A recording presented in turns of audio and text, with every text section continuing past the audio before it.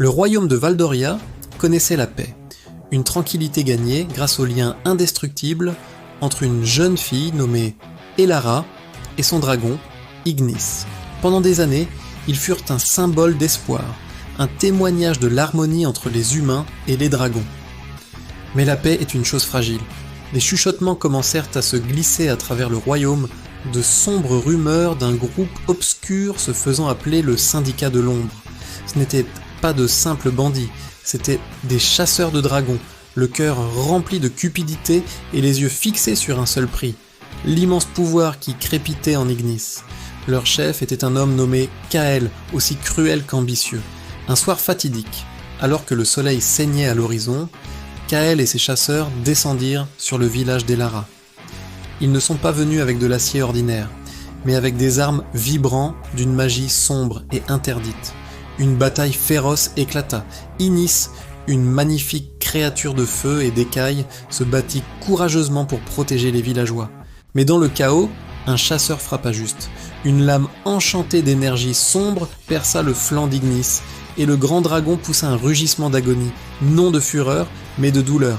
La magie était un poison qui diminuait lentement son feu intérieur.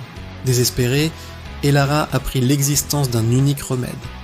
La fleur céleste, une fleur de lumière stellaire qui ne fleurissait que sur le plus haut et le plus dangereux sommet des montagnes de cristal.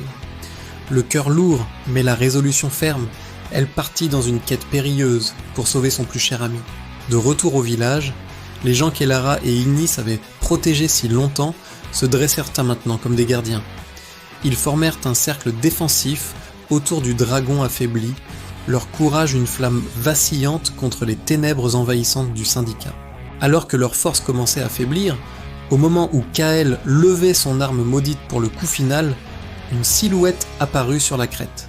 C'était Elara, tenant la fleur céleste rougeoyante.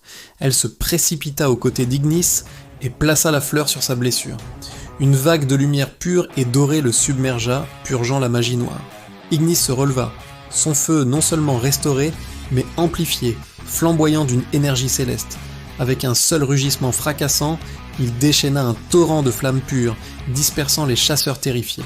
Kael et son syndicat s'enfuirent dans l'ombre, vaincus. À partir de ce jour, le lien entre Elara et Ignis devint une légende, et ensemble, ils se dressèrent comme les gardiens éternels de Valdoria, leur lumière repoussant à jamais les ténèbres. Merci d'avoir regardé, et n'oubliez pas d'aimer et de vous abonner pour plus de contes épiques.